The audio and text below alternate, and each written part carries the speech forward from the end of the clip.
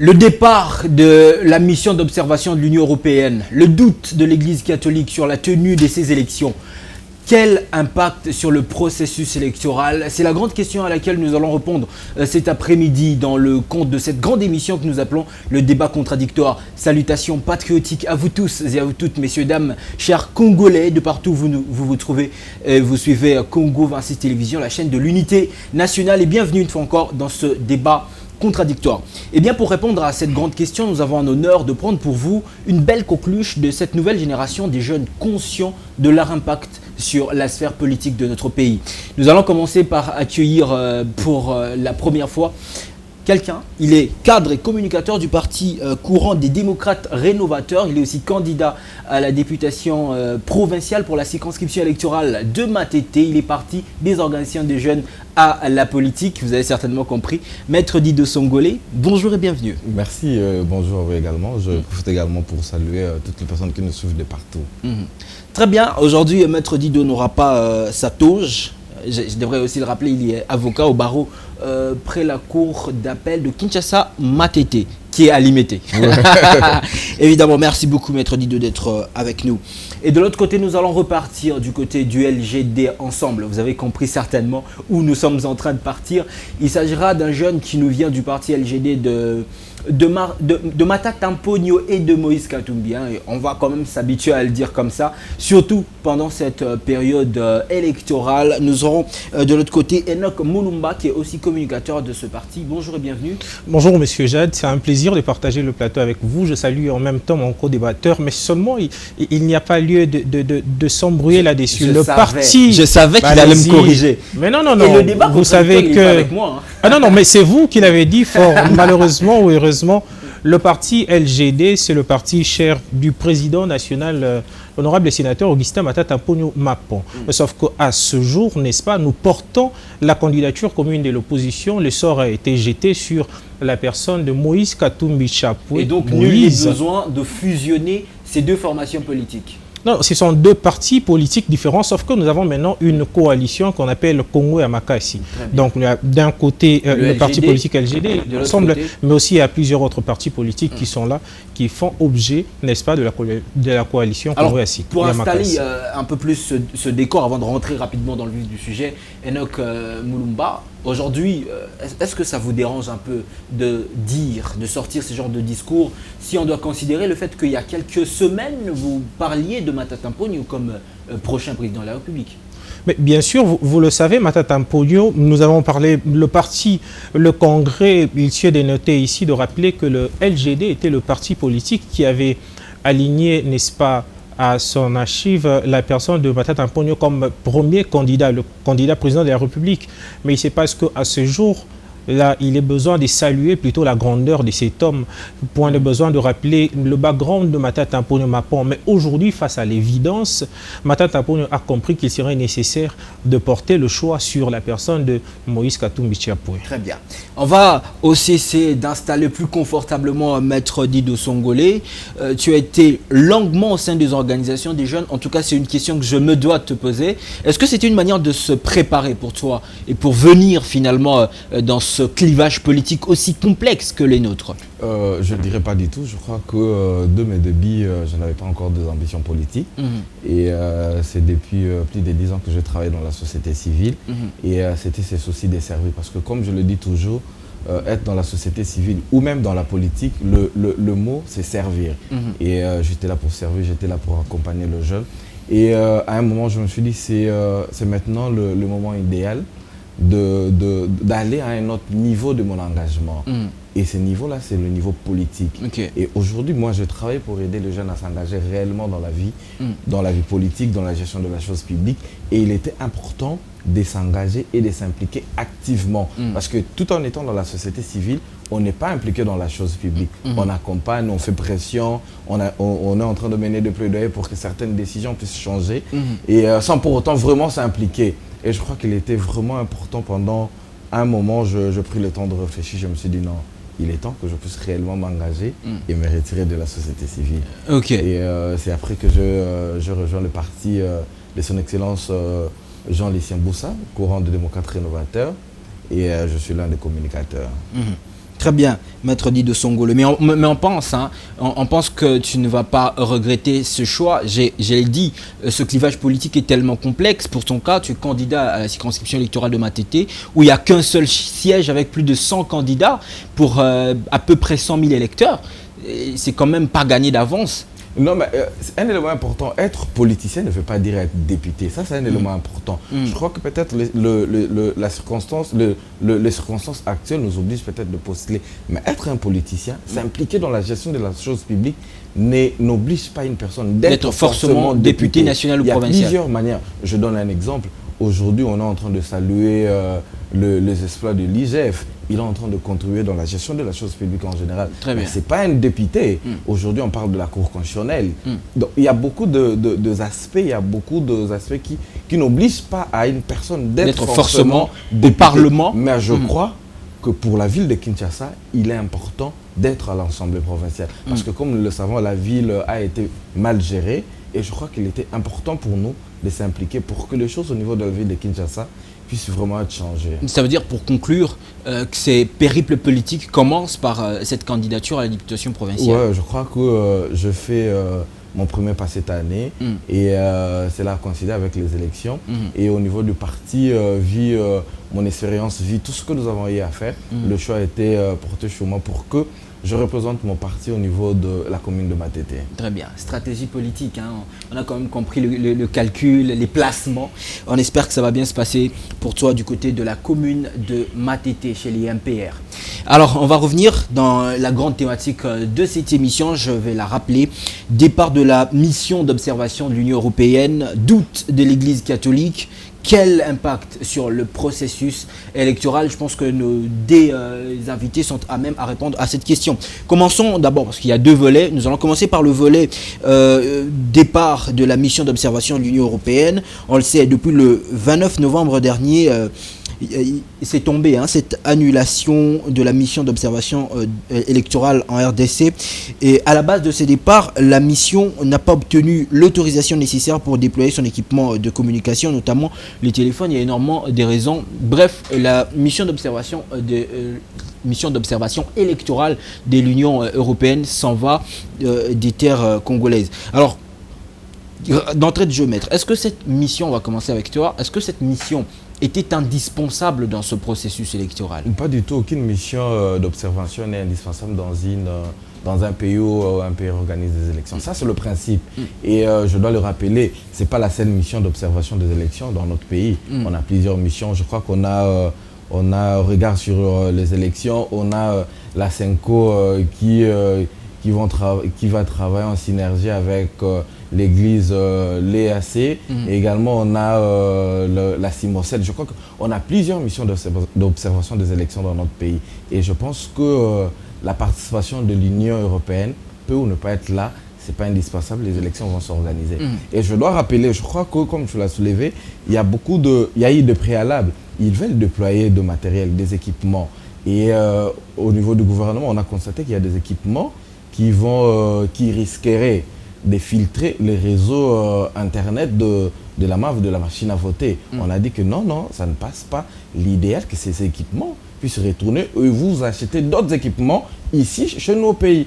Mais malheureusement, la mission n'a pas voulu acheter d'autres équipements au pays. On se pose la question, pourquoi? Si ce sont les mêmes équipements qui ont la même mission, pourquoi ne pas l'acheter ici chez nous et utiliser uniquement vos équipements? Ça, c'est la grande question. Donc vous du côté du gouvernement, vous pensez qu'il y a une autre mission qui est cachée derrière cette mission d'observation électorale? Le gouvernement a pour mission d'organiser une bonne élection.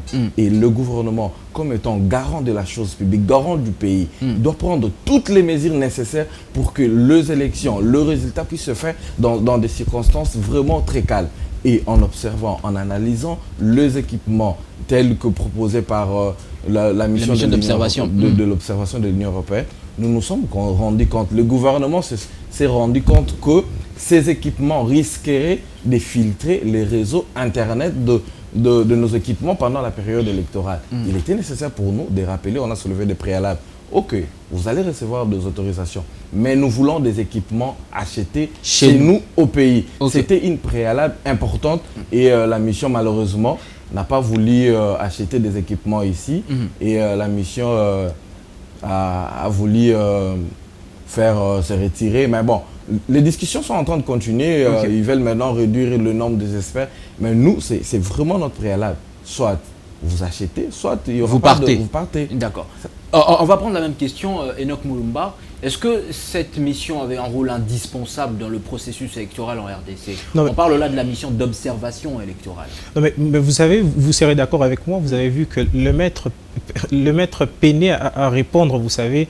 Moi, à la place du maître, j'aurais préféré plutôt rester au milieu de jeunes vers la société civile parce que là, par exemple, les maîtres et je rappelle qu'il peut parler pendant que tu parles aussi. C'est ça aussi les nous sommes dans un pays démocratique. Vous avez vu que les maîtres peinaient à répondre, vous voyez. La vraie question n'est pas si la mission est partie ou non. La vraie question serait plutôt pourquoi est-ce que la mission part, n'est-ce pas? Nous savons que ces processus électoraux est émaillé de plusieurs défauts. Mais malgré cela, nous, au niveau de l'opposition, nous avons accepté de partir. Vous imaginez, par exemple, aujourd'hui, monsieur, vous imaginez, ça c'est ma carte. On ne sait voir ni mon nom, ni ma figure, ni rien du tout. Et alors, dans de telles conditions, vous imaginez, vous voyez, maître, est-ce que de loin vous voyez? Il y a plusieurs. Voilà, venons-en pour les Duplicata. Moi, par exemple, je me suis enrôlé dans la commune de Kalamou. Depuis que j'y vais, il n'y a point moyen d'avoir ma carte Duplicata. Il y a tous ces mermailles qui émanent donc les élections, enfin le processus électoral actuel. Ils ne veulent juste pas nous dire, mais combien même cela, nous avons accepté d'avancer. Nous disions que nous nous en tenons de ce que nous dit la CENI. La CENI nous dit que voilà, il y aura bel et bien élection. Nous avons accepté de nous engager. La CENI rassure qu'il y aura élection.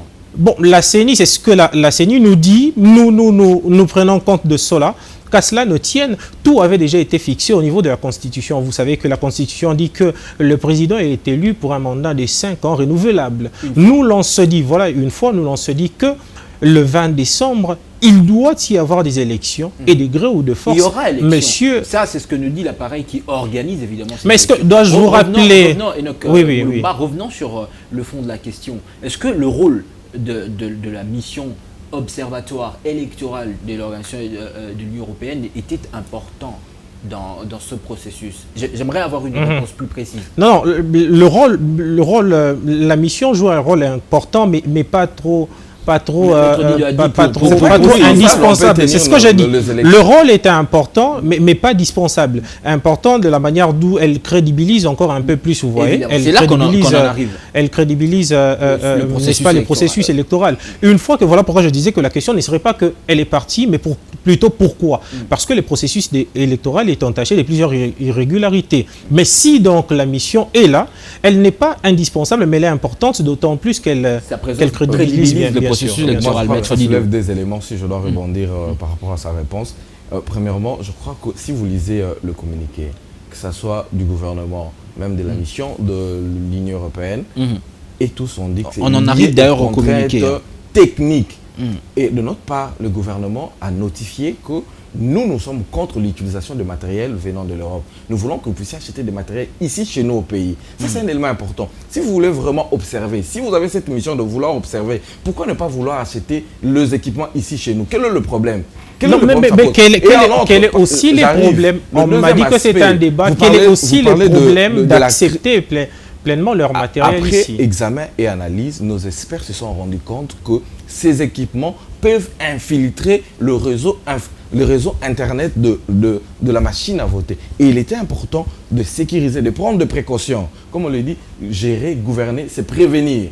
On a dit qu'il était important de prendre des mesures nécessaires pour que ces cas d'infiltration... Parce que si vous-même, je crois qu'il y a eu, il y a 4 jours ou 5 jours, je crois que c'est le chef de mission adjoint au niveau de la radio Capi, si je dois les citer, il a dit qu'ils vont publier leurs résultats après 2 jours. Vous imaginez? Et nous, on s'est dit non, mais après cette déclaration, après analyse des équipements, on s'est dit non, nous, on doit sécuriser les élections. On ne veut pas, parce qu'on ne sait pas. Non seulement qu'ils peuvent infiltrer, mais ils peuvent également trafiquer le résultat. Quelle est l'intention cachée derrière eux? Non, mais messieurs Jal, vous voyez, lorsque je parlais... acheter le matériel chez nous. Ça, c'est une préalable importante. Parce que les matériels achetés chez nous pourraient peut-être pas filtrer ou trafiquer ces résultats, maître. Ou non, s'ils achetaient ici, on a cette assurance. Ok, ils ont acheté ici, ce sont de nouveaux équipements. On maîtrise l'utilisation de ces matériels. Sans pour autant prendre le temps de trafiquer des choses, sans pour autant que l'on puisse se rendre compte. Ça, c'est un élément important. Et deuxième élément, comme je l'ai dit, on a plusieurs missions d'observation. Ce n'est pas seulement l'Union européenne qui va crédibiliser les élections dans notre pays. Ça, c'est un élément important. Je crois qu'on doit enlever cette manière de voir les choses. Jamais l'Union africaine n'est allée crédibiliser un processus électoral en France. En France, jamais. Je crois qu'à un certain moment... Mais il y a quand même des observateurs qui viennent de partout dans le monde. Je crois qu'à un certain moment, si on doit évoluer, nous en tant que RDC pays, nous en tant qu'Africains, nous devons être autonomes. On est un pays souverain. On doit assumer nos propres responsabilités. Je crois qu'à un moment, nous ne devons pas dépendre. Non, c'est l'Union européenne qui va venir crédibiliser nos... Non, je ne pense pas. Je crois que l'idéal pour eux, s'ils veulent vraiment observer, pas de problème, qu'ils achètent du matériel ici et puis... on va tourner la page et puis on continue. Mais je venais de le dire tantôt. Que la mission n'a pas pour la mission n'est pas indispensable, mais elle est importante. Vous voyez, lorsque vous voyez nos amis de l'autre côté avancer des raisons, ce sont des raisons qui ne tiennent qu'à deux fils. Voyez-vous, par exemple, ils oublient des machines qui risquent de tripoter les résultats. Mais allez-y. Mais qui est-ce qui ont crédibilisé cela, disant que voilà, ce sont des machines? Est-ce que vous vous imaginez que ceux qui n'ont pas fabriqué ces machines en question sont en mesure de nous dire que voilà, les machines vont tripoter les élections? Plutôt pas. Il s'agit, lorsqu'on dit que voilà, pour cette fois-là, ça sera plutôt la vérité des urnes. Vous vous imaginez, ils disent que non, voilà, parce que la mission dit qu'elle peut publier les résultats dans 2 jours, voilà pourquoi ils s'agitent. Mais nous, on peut le faire même en un seul jour. Vous le savez qu'aujourd'hui, le dépouillement se fera bureau de vote par bureau de vote. Ce qui veut dire que dès le soir même, on aura les résultats qui vont sanctionner le départ de M. Tshilombo. C'est la peur qu'ils ont. Mais qu'à cela ne tienne, nous sommes là, nous sommes pieds dedans dans ces processus électoraux pourvu que M. Tshilombo parte. Pourvu que Tshilombo parte, il a reconnu la mission d'observation électorale n'est pas indispensable et crédibiliser les processus électoraux ou non, bon, les plus importants c'est que l'actuel président s'en aille. Je crois que comme je l'ai dit, le gouvernement a soulevé de préalables et entre autres, ce sont de préalables liés aux équipements. Comme on l'a dit, après analyse et examen, on a constaté que certains équipements tels que présentés risqueraient de filtrer le réseau Internet de la machine à voter. Et le gouvernement a pris des décisions très sages pour sécuriser les élections. L'idéal pour nous est que la mission puisse trouver des équipements nouveaux ici à Kinshasa. Je crois que c'est parmi les préalables, c'est une préalable importante. Si la mission trouve d'autres équipements, ok, pas de problème, nous tournons la page et puis la mission va observer librement, comme d'autres missions d'ailleurs qui vont organiser. Parce que ce n'est pas la seule mission d'observation. Il y aura la CENCO, il y aura la CIMOCEL, il y aura, je crois qu'une autre mission regarde sur les élections. Il y aura plusieurs organisations de la société civile qui vont observer les élections. Des organisations nationales et internationales. Oui, effectivement, je ne pense pas que la crédibilité des élections dépend de l'Union européenne. Très bien. Il n'y a pas que la mission d'observation électorale de l'Union européenne, il y a aussi d'autres organisations de la société civile sur le plan national et international qui seront là dans ce processus électoral. Bien sûr, comme on a dit, qu'il y aura d'autres missions qui seront là. Nous, le souci est que les élections puissent se passer et que nous ayons des élections libres, crédibles et apaisées. Voyez-vous, c'est sur là que nous nous reposons et nous allons nous battre dessus pourvu que cela se réalise. Très bien. Alors, on va prendre la déclaration du porte-parole du gouvernement, ministre de la Communication, Excellence Patrick Muyaya, qui, de suite de ces événements, a dit, je cite, « Le gouvernement de la République démocratique du Congo prend acte de la décision de l'Union européenne d'annuler sa mission d'observation électorale en RDC. Le gouvernement de la République regrette l'annulation de cette mission électorale invitée de sa propre initiative. » L'annulation intervenue au moment des discussions avec les experts de l'Union européenne sur les modalités pratiques de son déploiement. On peut lire dans un communiqué publié par Patrick Muyaya, comme je viens de le reconnaître, ministre de la Communication et des médias de la RDC. Bon, le gouvernement regrette quand même Pour nous, premièrement, comme tu venais de le lire, la mission, c'est elle-même invitée. Nous, on n'a pas invité. Nous, on a posé des conditions, on a partagé. Toutes les organisations de la société civile qui veulent bien observer doivent remplir les conditions. Sur le plan forme, ils ont rempli toutes les conditions. Et maintenant, on est sur le plan fond. Sur la forme, c'était bon, on est sur le fond. C'était les équipements qu'ils doivent utiliser. Ça pose problème, ok, ça ne marche pas. Au cas contraire, vous partez et nous, on continue notre chemin. Parce que pour nous, on va organiser les élections le 20 décembre. Très bien. Ça, c'est un élément important. Les élections vont se tenir le 20 décembre et le président Félix Tshisekedi Tshilombo va être relié. Très bien. Ça, il faut le dire en le regardant. Hein. Non, mais c'est une vérité. Mais vous avez vu également. Ils le savent également. Ok. Alors là, on va revenir avec toi, Enoch Mulumba. Patrick Mouyaya, porte-parole du gouvernement, présente ce regret de voir que cette mission d'observation électorale parte. Ça dénote quelque part que c'est vraiment pas réjouissant de la part du gouvernement de voir cette mission s'en aller. Bien sûr, heureusement que vous avez compris avec moi que le gouvernement regrette pourquoi. Tantôt, j'ai parlé de l'importance qu'a une mission, n'est-ce pas, de renommée internationale de venir observer les élections. Là, point des besoins, ils pourront faire ce qu'ils pourront faire. Mais vous devez savoir, heureusement que vous avez noté, Maître n'a pas pu me regarder en face et me dire que M. Tshilombo ne sera réélu. Tenez-vous, les élections... Il est en train de s'adresser à moi. Heureusement, vous avez vu qu'il ne peut pas, n'est-ce pas? Il peut le dire à peine ici, mais pas à l'extérieur. Pourquoi pas à l'extérieur? Vous voyez comment Maître s'agite alors que moi j'étais calme. Vous ne me protégez pas. Allons-y. Vous ne me protégez pas. Non, vous savez que Maître peut le dire à peine ici, mais pas à l'extérieur.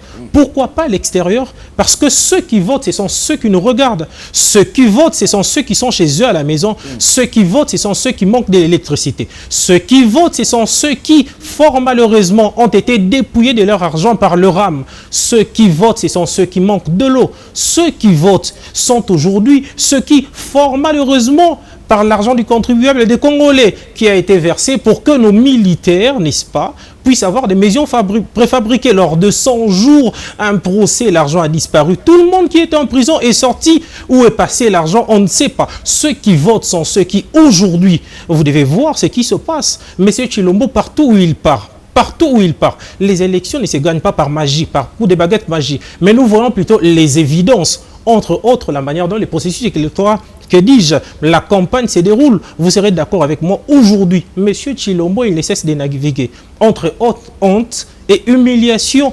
On ne cesse de lui rappeler Wapimbo, on a biso aram, dollar et mati, batubazo futamate. Tout ça, ça nous dénote que Monsieur Tshilombo est favorablement départi et il partira donc ce 20 décembre 2023. Je crois qu'il est en train de suivre la campagne électorale sur les réseaux sociaux. Peut-être sur Congo 26 aussi, dans l'instant campagne, on revient de manière très succincte. J'étais à Matadi quand le président Félix est venu à Matadi.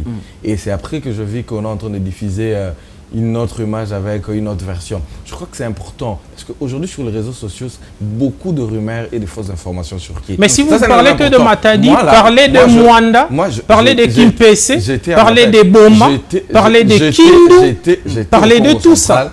Quand le président a effectué sa campagne électorale, j'étais et je suis rentré après.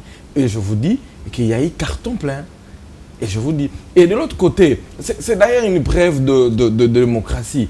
Au-delà de montrer notre bilan, au-delà de présenter les tableaux de tout ce que nous avons eu à faire pendant 5 ans, les présidents de la République donnent la parole aux Congolais pour s'exprimer. Ça, c'est un élément nouveau qu'on n'a jamais connu dans ce pays. Le président de la République communique. C'est un humain à 100%. Et un démocrate à 100%. C'est un élément important. Parle de son amour pour son Congo, où il peut aller en campagne même pendant qu'il pleut.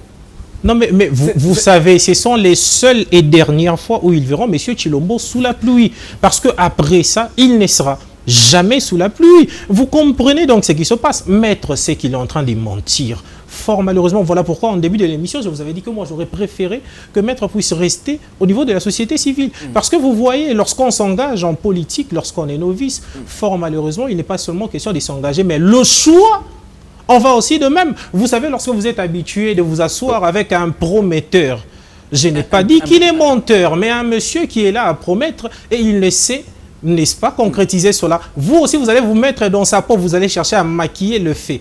Maître le sait. En me regardant dans les yeux, Monsieur Chilombo était à Mwanda, la population l'a demandé, Wapimbo, on a dit sur Aram. Monsieur Chilombo était à Kindu, on l'a dit Dollar et Mati. Monsieur Chilombo était en Bandaka, on a hué sur tout ce qui était là. Diyibi, ce n'est pas moi. Ce n'est pas moi, ce sont des faits. Je dois préciser ce sont des faits. Des éléments importants, je ne suis pas novice. C'est depuis très longtemps et j'ai une très bonne expérience. On sait qu'il y a à la participation des jeunes de la chose publique, la politique. Ça, c'est un élément important. Je comprends très bien les enjeux politiques et je maîtrise très bien. Ça, c'est un élément important. Ça, c'est une précision. Deuxièmement, j'étais au Congo central, moi, personnellement, j'étais un témoin oculaire. Mais une personne qui a suivi sur les réseaux sociaux allègue des choses qu'il n'a pas vues. Non, d'accord, maître. C'est totalement, c'est absurde. D'accord. Moi, j'étais sur le terrain. Moi, là, j'étais sur le terrain. Moi, je voudrais... Lui, il a suivi sur les réseaux sociaux. Mais qu'est-ce que vous avez vu des choses. Et j'arrive. Qu'est-ce que vous avez vu aujourd'hui, il parle de Mbandaka. Parmi le coin où le président a circulé, Mbandaka est parmi les coins où il a été reçu fortement. Je suis étonné qu'il est en train d'alléguer des choses totalement fausses. Et là, on va revenir sur ce qu'il vient de dire. Maître Dit de Songolé, il a parlé, bien sûr, quand on est revenu sur les mots de Patrick Mouyaya, il a dit que, bon, il regrette, oui, mais quelle est la situation de ce peuple qui ira voter? Il a parlé de rame, il a parlé de dollars et tout ça. Comment est-ce que tu balayes ces propos? Rentrant évidemment dans le contexte. Moi, je crois que comme on est tous politiciens, on comprend les choses. Moi, j'ai pris seulement deux. Il a parlé du taux et du RAM. J'arrive. Okay. Dans quelles circonstances le président Chilombo est arrivé au pouvoir? Vous le savez très bien. L'accord, la coalition. Après cela, la Covid-19. On connaît tout cela. Et après, vous savez, il y a eu beaucoup de choses. Aujourd'hui, on est en train de travailler. Aujourd'hui, je l'ai dit, les fonctionnaires ne sont plus impayés. Aujourd'hui, la majorité de l'argent utilisé par la RAM, on a des universités qui sont en train d'être construites et réhabilitées. On l'a vu ici à l'INBTP. Il ne peut pas le contredire, il a suivi à la télé. Il n'a pas suivi ça à la télé. Vous savez, ce qui m'a fait mal est que je suis devant. Non, j'arrive au préalable. Laissons-le chuter, on va le récupérer. Au préalable, l'argent de la RAM, il y a eu de précision que cet argent va servir à mettre le réseau Internet dans plusieurs universités. Mais maître, est-ce que vous pouvez nous donner une... Non, est-ce que maître... Je vais l'aider. L'exemple de l'INBTP. Il n'a pas suivi l'inauguration. Au moins que vous ne puissiez pas vivre au Congo et ailleurs. Je crois qu'il y a eu des actes concrets qui ont justifié l'utilisation de cette somme d'argent. J'arrive. Quand il nous parle de cette population, moi je dois rappeler que cette population est en train de mourir de faim parce que Bukanga Lonzo a été transformé à une université à Kindu. Je ne dois pas le rappeler ici. Nous le savons très bien. Si tel est le cas, devons-nous parler également de la zéréalisation? On a beaucoup de faits que l'on ne doit pas toucher. Je voudrais avoir... Non, mais c'est important. Ils doivent être sincères. Ils le savent très bien.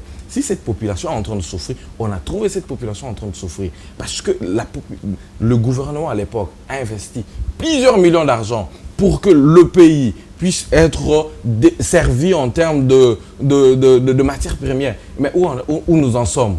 Aujourd'hui, rien du tout. Ils sont incapables de répondre devant la Cour constitutionnelle. Ils ont trouvé des moyens. Non, je suis là en tant que candidat. Et après, on s'est dit, bon, on se cache derrière une personne qui n'est même pas, entre guillemets, compétent pour diriger ce pays. On va avoir son avis, maître. C'est bon non, ça va, je n'ai pas de problème. D'accord. Enoch Molumba. Non, mais moi, j'aimerais, pour le besoin du temps, prendre l'essentiel dans ce qu'il a dit. Tu as reconnu ici que le peuple congolais, celui-là même qui est attendu aux urnes, est en train de souffrir.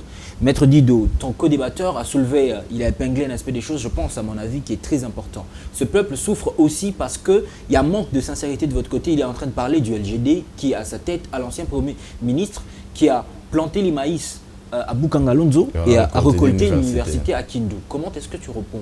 Messieurs, vous savez, j'avais commencé cette émission avec une joie immense, n'est-ce pas? Parce qu'en face de moi, j'avais un jeune et des surpoids. Il n'a pas vieilli à l'espace de cette émission. Non, mais il y a des surpoids, un juriste. Je me disais que pour des questions sensibles telles que ceci, maître aurait, n'est-ce pas, assez d'amabilité de maîtriser cela. Mais ici, je suis abasourdi, fort malheureusement. Vous savez, d'abord, je vais commencer par Maître qui nous a parlé du dossier RAM. Maître sera d'accord avec moi que L'argent des RAM a été pris de manière fallacieuse. Cela a été pris de manière illégale. Et sur quelle base juridique? Maître peut être ici devant. Je donne à Maître 30 secondes de mon temps qu'il me dise sur quelle base juridique l'argent a été prélevé. Allez-y, Maître. Quelle base juridique? Non, mais je crois qu'on 30 secondes chrono. Il y a eu le ministre Kibasa, il a pris une décision, l'arrêté. Et je crois que c'était conforme à la loi. C'était conforme à la loi, c'est l'arrêté. Vous voyez comment Maître sera obligé de mentir en ce jour. Il est dans les 30 secondes que tu lui as donné. L'organe habilité pour confirmer qu'une décision n'est pas conforme à la loi, c'est la Cour constitutionnelle. Ce n'est pas un parti de l'opposition qui doit confirmer qu'une loi est inconstitutionnelle. L'arrêté ministériel n'a pas été condamné. Allez-y comprendre. Si la RAM était attaquée. Maître, je vous ai retiré mes 30 secondes. Si la prise de la RAM était légale, pourquoi alors les amis de l'autre côté ont arrêté automatiquement de prélever cet argent? On parlait de la légalité, maintenant on parle d'une autre question. Non, mais allez-y, on devait d'abord répondre la question de la légalité. Ce qui est légal devrait sans nul doute continuer, vous comprendrez avec moi. Alors, maître, c'était légal. Pourquoi on a arrêté? Cela était une bonne chose, c'est-à-dire qu'il y a une bonne chose automatiquement. On connaît les impôts et d'autres taxes sont l'apanage du pouvoir public. Et le pouvoir public peut décider d'arrêter ou de continuer. Ça, c'est selon son appréciation. Vous savez, fort malheureusement, nous sommes en train de vivre... D'ailleurs, si je dois le dire, nous sommes en train de vivre... on n'a jamais arrêté, effectivement, l'impôt de RAM. Ah bon, maître? Ce sont des révélations graves, alors. Bien sûr. La population est en train de suivre. La population qui a peiné par cela est en train de suivre. Vous n'êtes pas forcément informé. Alors, continuons. Il va finir son idée. La décision du ministère et de l'ARPTC vit beaucoup de réclamations. On a converti cela au niveau des opérateurs économiques. Ok. Ce sont les opérateurs économiques qui payent maintenant. C'est ça. On n'a jamais arrêté. Ça, c'est une vérité. Vous serez d'accord avec moi que la RAM était une décision illégale. Maître nous parle de RAM, mais moi je n'ai pas qu'évoqué la RAM. J'ai parlé aussi, n'est-ce pas, de l'argent du contribuable congolais. La question qui parle. On va vraiment se limiter autour de ce débat. C'est pas l'essentiel du débat contradictoire. Oui, mais allons-y. Il y a quand même à balayer. Vous savez, il n'y a pas que de RAM. Il y a de légal. Non, mais je vous dis, mais sur base de quoi? Sur base dans notre pays. Non, mais vous savez aujourd'hui qu'ils sont des mèches un peu partout. Je vous ai dit que si cette décision était légale, mais la population allait continuer, ils ont compris plus tôt où est passé plus de 200 millions, on parle alors, plus de 200 millions de dollars américains qui se sont volatilisés. Aujourd'hui, puisqu'il y a grogne populaire, puisque les élections viennent, on nous dit non, voilà, vous savez, l'argent a été injecté ici, l'argent a été injecté là. Cette décision est illégale. Il n'y a pas que ça. Vous savez que ce gouvernement, ces régimes en place ne cessent de briller par des détournements. Ces régimes de l'impunité. Mais là, maître, qu'est-ce qu'il va nous dire dessus? Par exemple, ceux qui ont volatilisé l'argent du 100 jours. Ils sont tous aujourd'hui à l'extérieur, mais l'argent n'est jamais revenu. Aujourd'hui, les femmes des militaires qui sont là à peine parce que les maisons préfabriquées ne sont jamais arrivées. Aujourd'hui, mais où est passé cela? Ce régime aujourd'hui, il dit, vous savez, je comprends, maître. Il se passe que à la tête de leur regroupement, il porte un monsieur qui ne cesse de pleurer, des pleurs nichés partout. C'est ainsi que maître viendra dire, Bisotan Utoyaki, Tokutaki Boui. Mais aujourd'hui, nous sommes à l'évidence. Monsieur Tshilombo a trouvé donc combien de groupes armés? Il a multiplié, il a doublé. Aujourd'hui, à son actif, là fait partie aussi du bilan de M. Tshilombo. Vous le savez, il a parlé tantôt ici de procès Boukangalonzo. Je comprends. Maître ne maîtrise juste pas ces dossiers. Je comprends. Il dit que Matata a fui la justice. Je suis désolé, je crois que ces pères qui nous suivent aujourd'hui, ils vont lui pardonner pour cette erreur. Ça arrive souvent qu'on ne puisse pas trop maîtriser, mais qu'on embrasse quand même du tout. C'est aussi ça la politique, vous voyez. Le procès est vide. Je l'ai dit encore, le procès est vide. Pensez-vous, aujourd'hui, la personne de Matata Mponyo, si on lui reprochait de quelque chose, il serait aujourd'hui à l'extérieur? Même pas. Je dois rappeler à un maître qui, il y a 2 ans passé, Matata Mponyo, lorsque ces procès ont commencé, il n'était même pas ici au pays, il était à l'extérieur. Il a accepté de revenir et d'affronter la justice parce que c'est vide. Sortir. Et vous savez, lorsque l'on parle des évidences, parce que vous voyez, je pensais que vous allez me protéger. Nous parlons des évidences. Vous serez d'accord avec moi, maître sera d'accord avec moi que dans ces pays, nous avons mangé les poulets Bukangalonzo. Dans ces pays, nous avons mangé des maïs Bukangalonzo. Maître Dido, on a quand même mangé les maïs Bukangalonzo. Parce que c'est que maître ne connaît pas non plus. C'est que maître ne connaît pas non plus. C'est que maître ne connaît pas non plus. A été impliqué. Savez-vous, c'est que maître,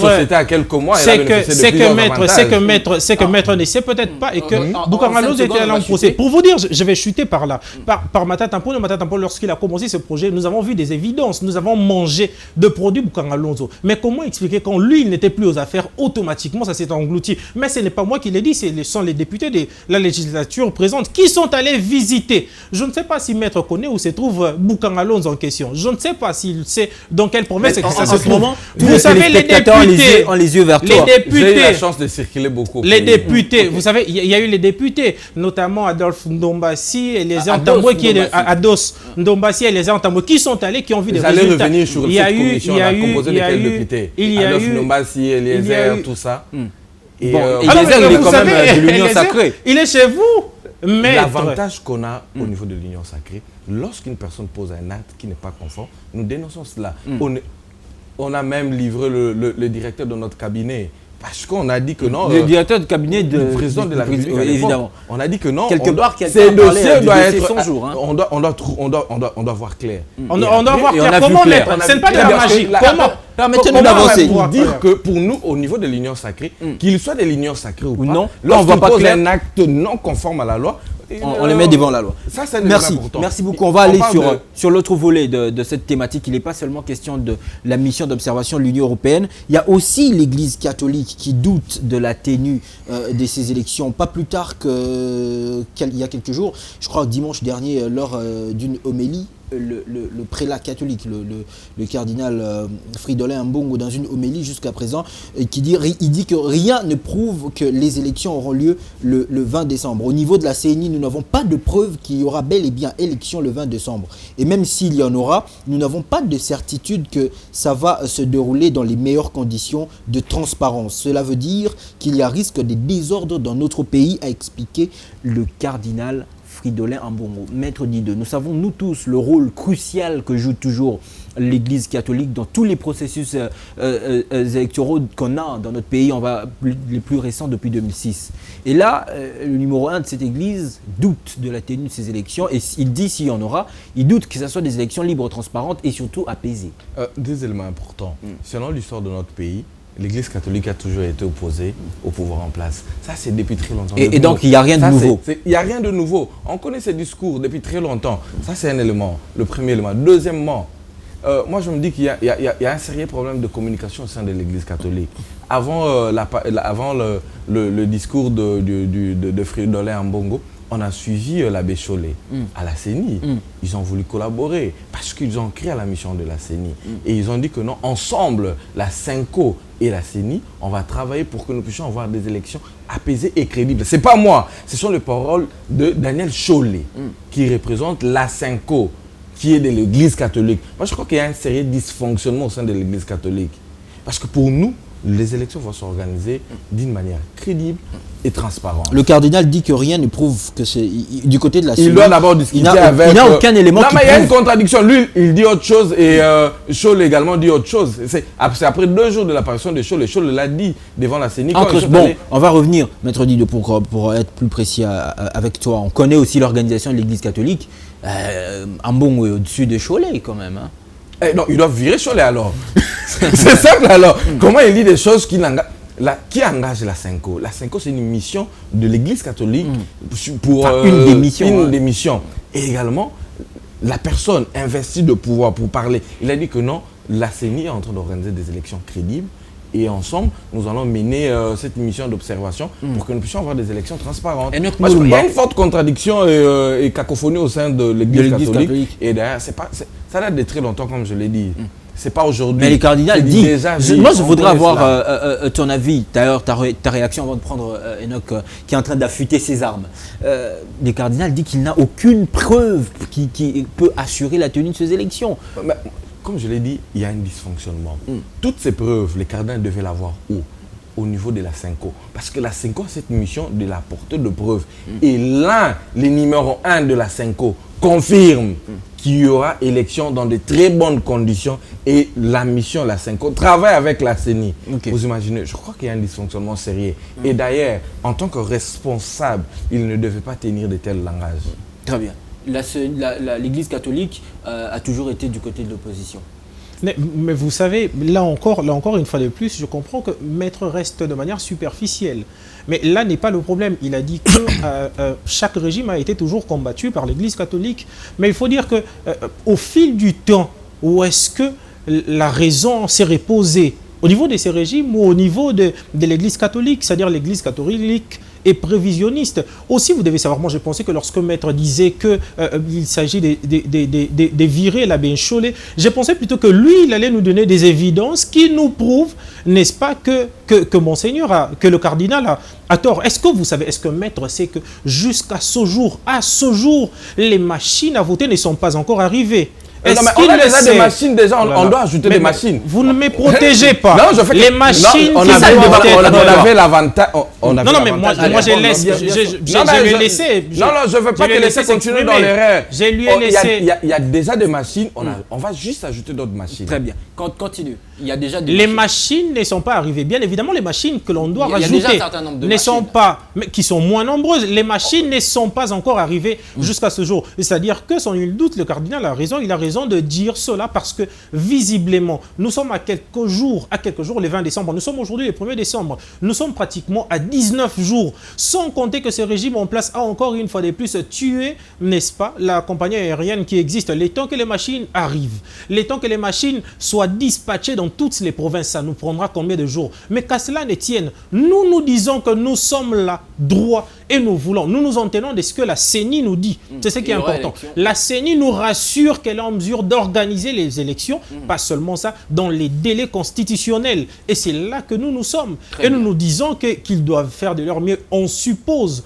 qu'ils ont eu assez de moyens pour organiser ces élections, surtout que cet argent n'est pas l'argent de M. Tshilombo, mais plutôt l'argent du contribuable de Congolais. Et ils sont dans l'obligation d'organiser les élections dans les délais constitutionnels. Peut-être en quelques mots, à un moment, il a soulevé la question des évidences que l'Église catholique a toujours raison. Je me dis, à l'époque où Matata gérait, l'Église catholique était opposée à Matata. Donc, si je dois conclure, comme il a conclu, que l'Église catholique a toujours raison, donc sûrement à l'époque également, Matata a très mal géré. Parce que l'Église catholique aussi, à l'époque, condamnait la gestion de Matata. Ça, c'est un élément important, venant de lui, pas de moi. Et pour citer, il a soulevé la question de Congo Airways. Congo Airways a repris ses vols. Il y a 2 avions qui viennent d'arriver. On attend encore 3 2 avions prêtés. Il faut. Bon, il y a avion ou non? Non, des avions. Qu'est-ce que j'ai dit? Nous parlons. Demandez à Maître d'insérer cela dans sa phrase.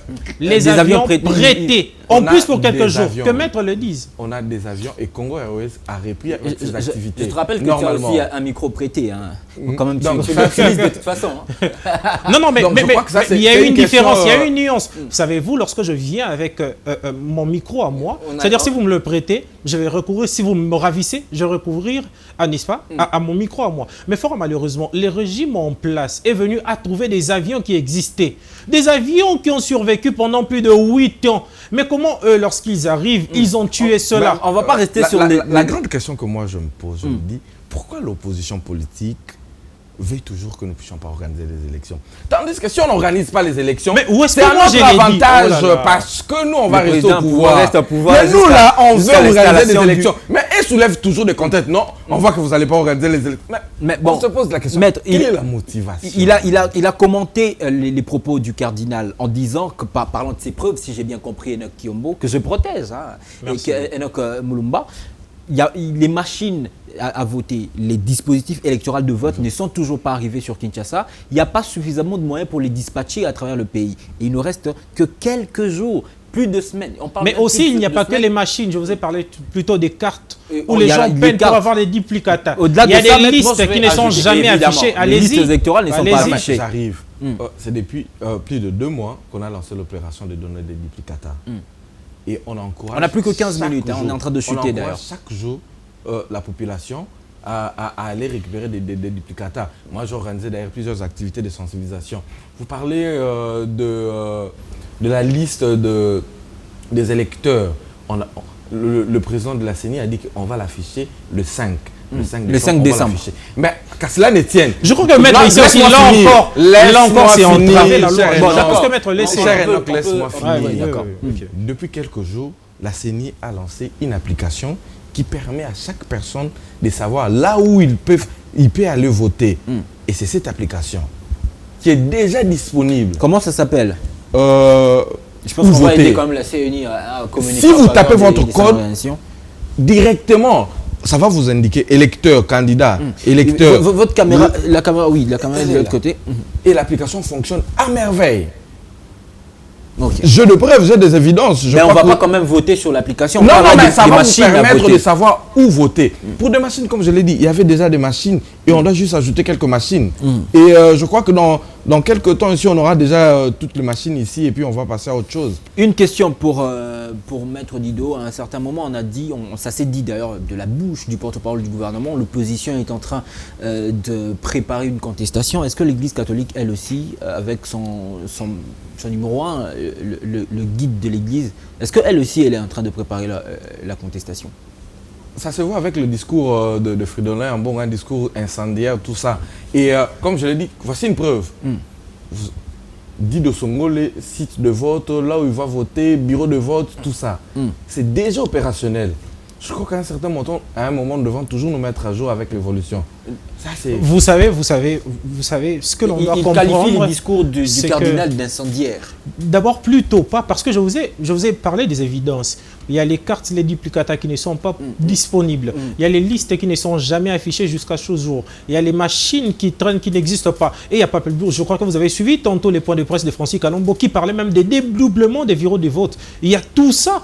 C'est au regard de ces évidences que le cardinal est en train de dire. Ce n'est pas plutôt un discours incendiaire, mais plutôt, il le dit en connaissance de cause, sur base de faits. Sur base de faits. Et vous savez, il a parlé tantôt de l'application.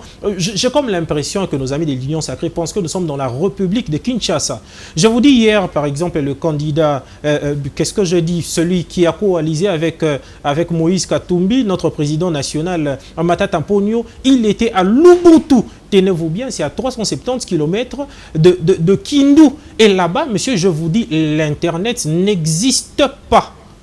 Et si on parle de là, on parle de tous les coins et recoins. Nos amis pensent que nous sommes dans la République de Kinshasa. Ou est-ce que vous savez si les taux d'accès d'Internet pour la République est à combien? C'est un faux fouillon. Ils savent que cela ne marche pas. Cela ne marche pas. Nous ne sommes pas Kinshasa. Tu rencontres plutôt ces propos. Il a qualifié, je répète, les propos du cardinal d'incendiaire.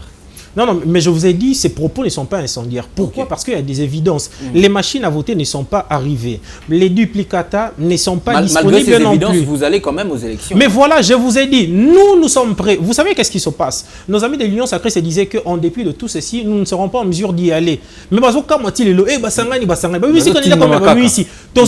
que nous voulons, la population en a marre. La population en a marre. Nous voulons des élections. Bosangani n'a précipitation. Nous voulons, mais plutôt pas. Vous savez, aujourd'hui, je ne comprends pas comment l'Union Sacrée peut s'inquiéter plus que nous-mêmes. Je ne comprends pas. Est-il notre avocat pour qu'il se dise bon, il est avocat, on doit être réaliste. C'est sur base de quoi on porte le choix. Non, mais je ne comprends pas. Mais monsieur Jade, je vous dis ceci. Je ne comprends pas. Comment est-ce que mettre des très bonnes questions. Je ne Parce comprends que le pas. préalable au niveau de Pretoria était, ils doivent mettre ensemble leur projet de société pour avoir un projet de société commun.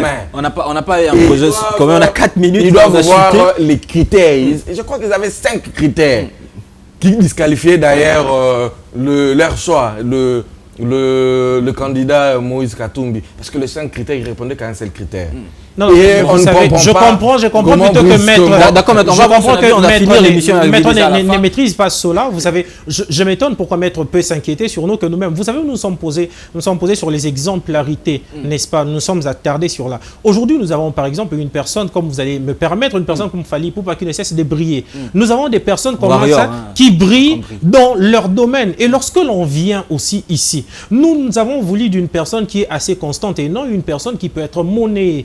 D'accord. Allez-y comprendre qu'aujourd'hui, Moïse Katumbi Chapoué, pays, il a été... Vous savez, Moïse Katumbi, les gens s'est posé la question pourquoi Matata s'est allié. Moïse Katumbi a été le meilleur gouverneur. Ce n'est pas moi qui l'ai dit, c'est plutôt Vital Kamerhe qui a demandé à tous les autres d'y aller. Moïse Katumbi a été meilleur manager de football. Moïse Katumbi est le meilleur businessman de sa génération. Ce qui veut dire que Moïse Katumbi, au pouvoir, il ne viendra pas improviser comme les autres, mais il viendra plutôt pour résoudre aux problèmes. Merci beaucoup Enoch Mulumba. Merci d'avoir été de la partie. Le niveau était très très élevé. Je voudrais vraiment qu'on ait plus de temps dans ce débat contradictoire. On va finir, Maître Dido, on n'a plus que 2 minutes. Je vais avoir 30 secondes avec toi rapidement. Est-ce que tu reconnais avoir dit dans cette émission que la mission d'observation de l'Union européenne n'est pas indispensable et elle ne crédibilise pas le processus électoral? Effectivement, ce n'est pas indispensable. Est-ce que tu reconnais avoir dit dans cette émission, Maître Dido Songolé, qu'on n'a pas eu Fachi au Congo central? Tu étais toi-même présent. C'est pas ce qu'on raconte sur les réseaux sociaux. Rien du tout, ce sont des fake news, comme on l'a dit sur les réseaux sociaux. Très bien. Tu reconnais avoir dit dans cette émission que le Congo, au travers, bien sûr, le porte-parole de son gouvernement, a le droit de regretter du départ de l'Union, de la mission d'observation de l'Union européenne. Oui, comme toutes les autres missions, pour nous, l'idéal, c'est qu'ils puissent voir comment est-ce que les élections vont se dérouler calmement. Tu reconnais avoir dit, l'avant-dernière question, dans cette émission, qu'il y a aussi d'autres missions d'observation, en outre, au-delà de la mission d'observation électorale de l'Union européenne. Effectivement, entre autres, la mission de l'Église catholique. Très bien. Et pour finir, Maître Dido, est-ce que tu reconnais avoir dit que les propos du cardinal sont incendiaires? Incendiaire. Je le reconnais, je l'assume. Ah, encore. Bon, de toute façon, tu es avocat au Banding au Kosamba. Merci beaucoup, Maître Dido. On va aller rapidement. Enoch Mulumba, est-ce que tu reconnais avoir dit dans cette émission que la mission d'observation de l'Union européenne pouvait crédibiliser ce processus électoral? Bien sûr, d'autant plus qu'elle a une renommée internationale. Est-ce que tu reconnais avoir dit ici dans cette émission, évidemment, que le peuple, celui qui ira dans les urnes, est en train de regretter? C'est sur ce regret qu'a voulu surfer le gouvernement de la République par le porte-parole Patrick Muyaya. Bien sûr, ils ont compris cela. Est-ce que tu reconnais avoir dit que la ligne rouge est tracée pour Félix Tshisekedi le 20 décembre, qu'il ne veut pas, il va partir? Eu égard des humiliations qu'il a subies à Matadi, Kimpese, Mwanda, partout, en Mbandaka, à Kindu, la population est donc d'accord de le chasser hors d'état de nuire. Dernière question, est-ce que tu reconnais avoir dit dans cette émission que, bien sûr, les propos de Monseigneur le cardinal Ambongo ne sont pas incendiaires et ne dénotent pas d'une opposition comme c'est le cas depuis toujours? Bien sûr, plutôt ces propos reposent sur les évidences parce qu'à ce jour, les machines ne sont pas arrivées, les duplicata ne sont pas disponibles, les listes ne sont pas affichées, les bureaux sont dédoublés. Tout cela, donc, ces propos, mais comme je viens de le dire tantôt, nous serrons dans ces élections et nous allons gagner ces élections. Très bien, ça, il faut le dire à ton co-débatteur. Alors, on est arrivé à la fin en regardant Maître Dido. Qu'est-ce que tu as trouvé de bon, de positif chez lui? Et qu'est-ce que tu aimes dans le camp politique de l'Union sacrée?